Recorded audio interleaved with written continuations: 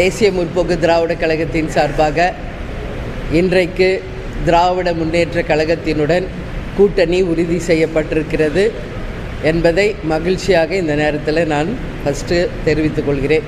தொடர்ந்து பத்திரிகை நண்பர்களாகிய நீங்கள் தொடர்ந்து இந்த கேள்வியை என்னிடம் பல மாதங்களாக கேட்டுக்கிட்டு இருந்தீங்க. உங்கள் அத்தனை கேள்விகளுக்கும் இன்றைக்கி ஒரு தீர்வு கிடைச்சிருச்சு. நான் உங்ககிட்ட சொன்னேன், உங்களை அழைச்சி பேசி நிச்சயம் உங்கள் முன்னாடி நான் அறிவிப்பேன்னு. ஸோ அங்கே உறுதி பண்ணிட்டு தான் நான் அறிவிக்கணும். எனவே அங்கேயும் நான் பேசுகிறேன் உங்ககிட்ட. இன்றைக்கி தலைமை கழகத்திலேருந்து உங்களுடன் பேசுகிறேன். இது ஏன் இந்த டிசிஷன் நீங்கள் அடுத்த கேள்வி கேட்கலாம். நம்ம இந்த முறை நான் உங்கள் எல்லாருக்கும் சொன்னது மாதிரி நாங்கள் வாக்குப்பேட்டி வச்சு அனைவருடைய கருத்தை நாங்கள் கேட்டோம். அந்த வகையில் நம்மளுடைய தேசிய முற்போக்கு திராவிட கழகத்தினுடைய அனைத்து மாவட்ட கழக செயலாளர்கள் அவங்க மாவட்டத்தில் நம்ம ஒன்றியம், நகரம், பேரூர், கிளைக்கழக தொண்டர்கள், நிர்வாகிகள் எல்லாரையும் கலந்து பேசி அந்த மாவட்டத்தினுடைய அந்த முடிவாக அன்னைக்கு வாக்குப்பெட்டியில் செலுத்தினாங்க. அதில் நீங்கள் கேட்டீங்க யாருக்கு எல்லோரும் சப்போர்ட் பண்ணுறாங்க. அப்போல்லாம் அது நான் ஓப்பனாக எல்லாம் சொல்ல முடியாது. ஆனால் இன்றைக்கி எங்கள் அத்தனை மாவட்ட செயலாளர்கள் ஒட்டுமொத்த கழகம் இன்றைக்கி விரும்பியது திமுக கூட்டணியே இந்த முறை. அதனால் கழகத்தின் முடிவு எதுவோ, கழகத்தின் விருப்பம் எதுவோ அதுவே என்னுடைய முடிவு, அதுவே என்னுடைய விருப்பமாக ஏற்றுக்கொண்டு அதை நாங்கள் இன்றைக்கி அறிவிச்சிருக்கிறோம். இது ஒட்டுமொத்த கழகத்தை சேர்ந்த அனைவரும் இன்றைக்கி சந்தோஷமாக இருக்காங்க, வரவேற்கிறாங்க. இது தேசிய முற்போக்கு திராவிட கழகம் மட்டும் கிடையாது, திராவிட முன்னேற்ற கழகத்தை சேர்ந்த அனைத்து பேருமே, அதாவது அண்ணன் ஸ்டாலின்லேருந்து கிளைக்கழக தொண்டர்கள் வரைக்கும் எல்லாருமே இந்த கூட்டணியை மிக சந்தோஷத்தோடு வரவேற்றாங்க. அவங்க கூட்டணியில் இருக்கின்ற அத்தனை தோழமை கட்சிகளும் தேமுதிக வரவே மிக மிக சந்தோஷமாக வரவேற்று ஏற்றுக்கொண்டிருக்கிறார்கள். எனவே 2026 சட்டமன்ற தேர்தல் இந்த கூட்டணி மகத்தான வெற்றி பெற்று ஆட்சி அமைக்கும் என்பதை உறுதியாக இந்த நேரத்தில் சொல்கிறேன். நீங்கள் கூட அங்கே திமுக ஆஃபீஸில் என்கிட்ட கேட்டீங்க எத்தனை சீட்டு ஜெயிப்பீங்கன்னு. நான் சொன்னதே தான் மீண்டும் சொல்கிறேன். 200+ ஜெயிச்சு அமோக வெற்றி இந்த கூட்டணி பெறும் என்பதில் யாருக்குமே மாற்று கருத்தில்லை. ஏன்னா இது ஒட்டுமொத்த கட்சிகளும் அதே போல் மக்களும் விரும்பிய ஒரு கூட்டணியாக இந்த கூட்டணி அமைஞ்சிருக்கு. கேப்டன் அவர்களும் கலைஞர் அவர்களும் பல ஆண்டுகாலமாக நட்பில் இருந்தவங்க. உங்களுக்கு தெரியும், எங்கள் திருமணத்தை நடத்தி வைத்தவரே கலைஞர் அவர்கள் தான். அறிவாலயத்துக்குள்ளே நான் போகும்போது எனக்கு கேப்டன் நினைப்பு தான் வந்துச்சு. ஏன்னா திருமணம் முடிஞ்சு எங்கள் ரிசப்ஷன் நடந்ததுமே அறிவாலயத்தில் தான் என்பது உங்கள் எல்லாருக்கும் தெரியும். பல ஆண்டுகளாக அவங்க குடும்பமும் எங்கள் குடும்பமும் ரொம்ப நெருக்கமாக பழகியவங்க தான். ஆனால் அரசியல் என்று வந்த பிறகு, கூட்டணி என்று வரும்போது எத்தனையோ முறை பேசப்பட்டாலும் அது நிறைவேறாமலேயே இருந்தது. கலைஞர் அவர்கள் கூட 2016 பழம் நழுவி பாலில் விழப்போகிறது என்று கூட சொல்கிறார். கேப்டனுக்கு விருப்பம் இருந்தது, ஆனால் அந்த கூட்டணி அப்போ முடிவு செய்ய முடியல, இறுதி ஆகலை.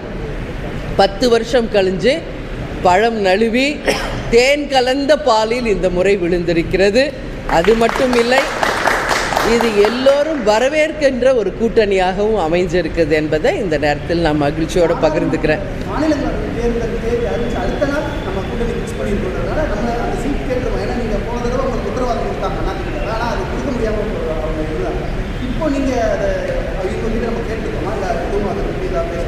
ஒரு கட்சிக்கு என்னெல்லாம் இருக்கோ எல்லாமே தான் பேசுவோம், அதில் எந்த மாற்று கருத்தும் இல்லை. அதை நான் இப்போ அறிவிக்கிறத விட கூட்டணி தலைமையில் இருக்கும் முதலமைச்சர் அண்ணன் ஸ்டாலின் அவர்கள் அறிவித்தால் தான் அது முறையாக இருக்கும். இப்போ நம்ம குழு அமைக்க போகிறோம். ஏன்னா அவங்க கூட்டணியிலையும் பல்வேறு கட்சிகள் இருக்குது. அவங்களும் குழு அமைச்சு, தேமுதிக சார்பாகவும் குழு அமைத்து எல்லாரும் கலந்து பேசி யார் யாருக்கு எந்த தொகுதிகள் என்பதையும் தெளிவாக டிசைட் பண்ண பிறகு இந்த கூட்டணியின் தலைமையில் இருக்கும் திமுகவின் தலைமை இருக்கும் அண்ணன் ஸ்டாலின் அவர்கள் இதை அறிவிப்பார் என்பதை நான் தெரிவிச்சுக்கிறேன். அது வரைக்கும் நீங்கள் கேள்வி திருப்பி திருப்பி கேட்டாலும் என்னோட பதில் அதுதான். ஏன்னா அதுதான் நியாயம், தர்மம். ஒரு கூட்டணியின் தலைமை தான் அதை அறிவிக்கணும். இவ்வளோ நாள் நீங்கள் கேட்ட கேள்விக்கு எங்களுடைய கூட்டணி இன்றைக்கி திமுகவுடன் உறுதி செய்யப்பட்டிருக்கிறது. இந்தியா கூட்டணியில் தேமுதிக எங்களை இன்னைக்கு கூட்டணியில் அவங்களோட நாங்கள் இணைந்திருக்கிறோம் என்பதை தெரிவித்தோம். தொகுதியோட எண்ணிக்கை இறுதி செய்திருக்கலாம். கூட்டணி குறித்து பேசும்போதே தொகுதியோட எண்ணிக்கை எவ்வளவு நம்ம சொல்லியிருக்கோம். தொகுதியை அடையாளப்படுத்த எண்ணிக்கை உறுதி செஞ்சிருக்கோமா? எவ்வளவு எண்ணிக்கை? எல்லாமே பேசப்பட்டிருக்கிறது. அதை நான் அறிவிப்பதை விட அண்ணன் ஸ்டாலின் அவர்கள் அறிவித்தால் தான் அது முறையாக இருக்கும். எனவே வெகு விரைவில் அந்த குழு அமைத்து அதை நிச்சயமாக அவர்கள் அறிவிப்பாங்க. அதுதான் உறுதியானது என்பது இந்த நேரத்தில் சொல்கிறேன். நிர்வாகிகளோட கலந்து ஆலோசிச்சு தான் அந்த முடிவு எடுத்துன்னு சொல்லியிருந்தீங்க.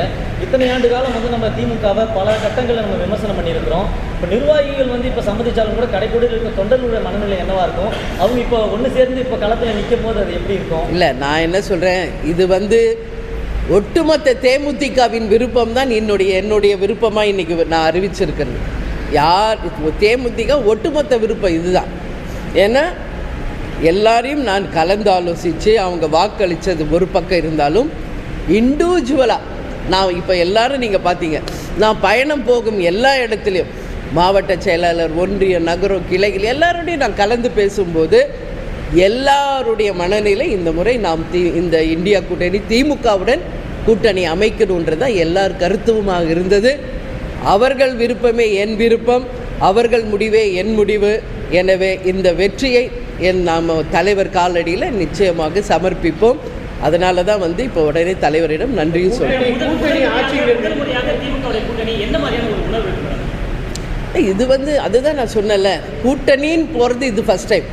ஆனால் குடும்பமாக நாங்கள் பழகினது அதிகமாக யார் கூடனா அவங்க கூட தான். கலைஞர் ஐயா குடும்பத்தோடு தான் எங்களுடைய நட்பு பல வருஷமாக இருந்தது. கேப்டனுக்கும் அவருக்குமான நட்பு உலகம் அறிஞ்சது. அவர் ஒரு நிமிஷம் ஃபோன் அடித்து அடுத்த நிமிஷம் அவர் லைனில் வருவார். அவ்வளோ ஒரு நட்பு. விஜய் தான் கூப்பிடுவார். கலைஞர் இறந்தபோது கேப்டன் அழுதது, அன்றைக்கி ஃபுல்லாக அவர் சாப்பிடாமல் இருந்தது.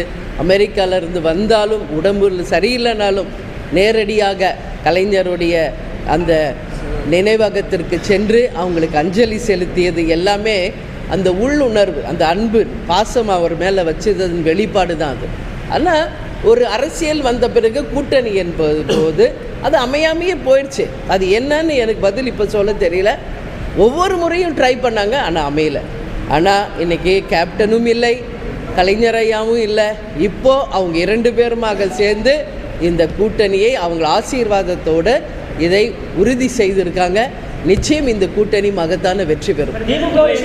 இருக்கிறதோ அதை நீங்கள் விமர்சிக்க தயங்கவே கிடையாது. இப்போ நீங்கள் கூட்டணியில் இருக்கிறீங்க, குறைஞ்சபட்சம் தோழமை சுட்டதெல்லாம் இனி இருக்குங்களா? நிச்சயமாக. இங்கே பாருங்கள், இன்றைக்கி தான் கூட்டணி உறுதியாயிருக்கு. இனி அடுத்த கட்டம் இன்னும் நிறைய விஷயங்கள் இருக்குது. ஆட்சி அமைக்க வேண்டும். அதற்கு பிறகு நிச்சயமாக மக்களுக்கும் நாட்டுக்கும் நிச்சயம் நல்லது நடக்கணுன்றதுல மாற்று கருத்தில்லை.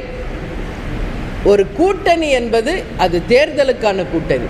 அதே நேரம் தமிழக மக்களுக்கும் நாட்டுக்கும் நல்லது நடக்கணும் என்பதில் தேமுதிக என்றைக்கும் உறுதியாக இருக்கும். நிச்சயமாக இன்றைக்கி நாங்கள் கூட்டணியில் இருக்கோம். உறுதியாக அதை பேசி அண்ணன் ஸ்டாலினிடம் அதை நிச்சயம் நிறைவேற்றுவோம் என்ற நம்பிக்கை எனக்கு இருக்கு. கூட்டணி ஆட்சி இருந்தால் தமிழ்நாட்டில் நல்லா இருக்கும். ஆமாங்க. கூட்டணி ஆட்சி வாய்ப்பு இல்லை, மாநில சுயாட்சி தான் சொல்லி முதலமைச்சர் சட்டசபையிலே பேசியிருக்காங்க. ஆமாங்க. அதுக்கு வாய்ப்பு இல்லைன்னு காங்கிரஸ் சபையிலே பேசுகிறாங்க. அந்த நிலைப்பாட்டில் எப்படி இதுதான் நான் வந்து ஆரம்பத்திலேருந்தே சொன்னது தான். அப்படி அமைந்தால் மக்களுக்கும் நாட்டுக்கும் நல்லது என்று என் கருத்தை தொடர்ந்து சொன்னேன். அது நான் இப்பயும் அதில் நான் ஸ்ட்ராங்காக இருக்கேன். பட் இது இன்றைக்கி நம்ம டிசைட் பண்ணி சொல்ல முடியாது. எலெக்ஷன் முடியணும், ரிசல்ட் வரணும். அதற்கு பிறகு தான் யார் எவ்வளோ சீட்டு ஜெயிச்சிருக்காங்க என்ன என்பது தெரியும். மக்கள் தீர்ப்பு தான் மகேசன் தீர்ப்பு. எனவே அதற்கு பிறகு முடிவெடுக்க வேண்டிய விஷயம். அதனால் இப்போ அதை பற்றி பேசுகிறது கண்டிப்பாக. போன வாட்டி நான் தேர்தலில் போட்டிகிட்ருக்கேன், உங்களுக்கு தெரியும். கேப்டன் போட்டிகிட்ருக்கார், விஜய் பிரபாகர் போட்டிகிட்ருக்கார், இங்கே இருக்கிற எல்லாரும் போட்டிகிட்ருக்காங்க. அதனால் அதில் மாற்று கருத்து ஒன்றும் இல்லையே. எல்லாம் அதுதான் இல்லைப்பா, அதுதான் நான் சொல்கிறேன். ஒரு கட்சி நல்ல ஒரு கட்சி என்றால் என்னெல்லாம் நான் எங்கள் கட்சியின் நலனுக்காக, எங்கள் கட்சியின் எதிர்காலத்திற்காக நாங்கள் என்னென்ன பேசணுமோ எல்லாம் பேசியிருக்கோம். அந்த அறிவிப்பு அவங்க மூலம் வரட்டும் தான் நான் சொல்கிறேன். இல்லை, நான் தான் முதல்ல இருந்தே சொல்கிறேன்ல, எல்லாருமே எங்களுடைய தோழமை கட்சிகள் தான். ஈஷாவுக்கு நான் சாமி கும்பிட போனால் நீங்கள் தான் அதை பெருசு பண்ணுறீங்க. ஒருத்தர்கிட்ட ஏர்போர்ட்டில் சந்திச்சா பெருசு பண்ணுறீங்க. தப்பாக நீங்கள் நியூஸ் போட்டு யூடியூப்லேயும் தவறான செய்திகளை போட்டதுனால தான் அது வந்து மக்கள்கிட்ட ஒரு குழப்பத்தை ஏற்படுத்து. நாங்கள் தெளிவாக இருக்கோம் எங்கள் டிசிஷனில். நான் ஒவ்வொரு முறையும் உங்ககிட்ட சொல்கிறேன், உரிய நேரம் வரட்டும், அந்த அதிகாரப்பூர்வமாக உங்களுக்கு அறிவிக்கிறேன்னு நான் சொன்னேன். பட்டு நீங்கள் அது பொறுமை காக்காமல் உங்கள் மைண்டில் தோன்றதெல்லாம், உங்கள் கற்பனைக்கு தோன்றதெல்லாம் நீங்கள் நியூஸாக க்ரியேட் பண்ணி போட்டு அத்தனை பேருக்கும் குழப்பத்தை உருவாக்கியது நம்மளுடைய சேனல்ஸும் யூடியூப்ஸும் தான். தேமுதிக கிடையாது. இப்போ எல்லாமே கிளியர் ஆகிருக்கும். அதனால் ஏசியங்களுக்கும் கற்பனைகளும் யாரெல்லாம் பேசுனீங்களோ எல்லாருக்குமான பதில் இன்னைக்கு நான் சொல்லியிருக்கேன்.